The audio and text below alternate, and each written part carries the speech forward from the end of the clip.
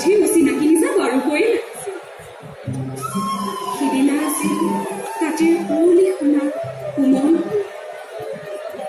পদূলিত তৰভৰা শেৱালিবোৰ উপচি আছে।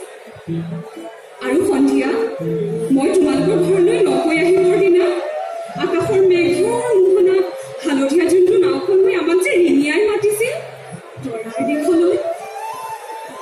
মই লোৱা কঁকালৰ ৰিহাখনলৈ তুমি বাৰু তেনেকৈ কিয় একেথৰে চাইছিলা? মোৰ কেনে লাগিছিল জানা?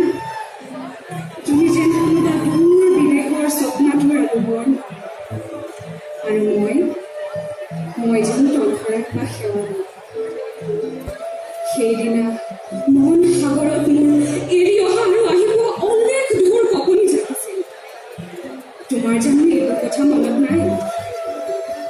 আমাৰ দেউতাই যে চিঠিত লিখিছিল, আই তই নতুন ঘৰত হাঁহি মাতি থাকিবি। এইবোৰ 7 বছৰৰ আগৰ কথা। মোৰ যে সকলোবোৰ পুৰাণৰ 7 বুজিও লাগে। জেঠমহীয়া দেউতাৰ বছৰেকীয়া হৈ গ'ল।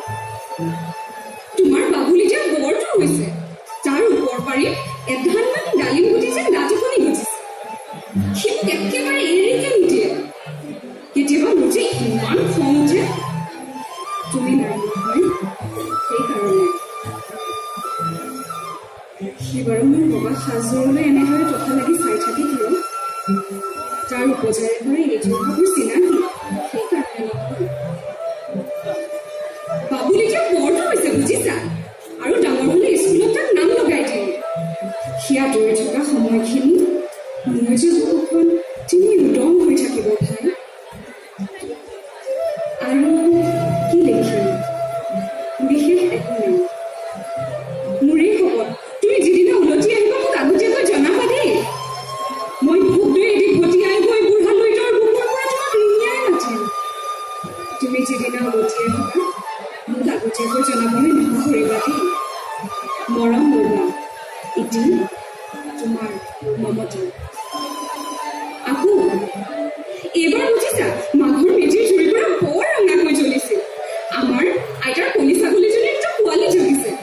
এটা সুধ বগা আৰু আনটো পখৰা। মমতা।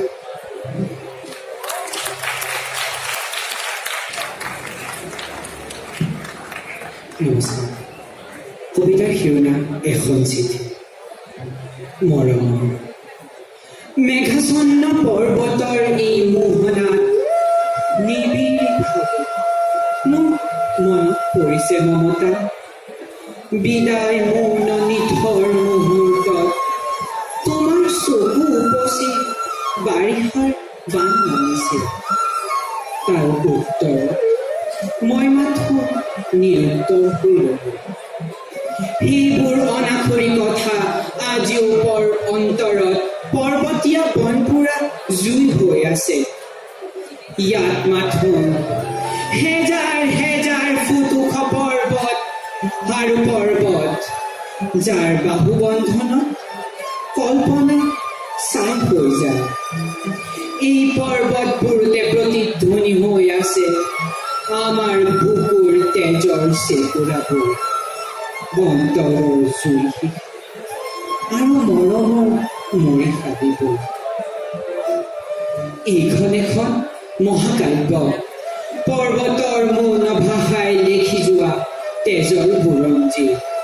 দূৰণিত ৰৈ ৰৈ এয়া শুনিছো কি শত্ৰুৰ কামানৰ গৰ্জন, দেখিছো কি ধুমুহা আৰু ধুৱা।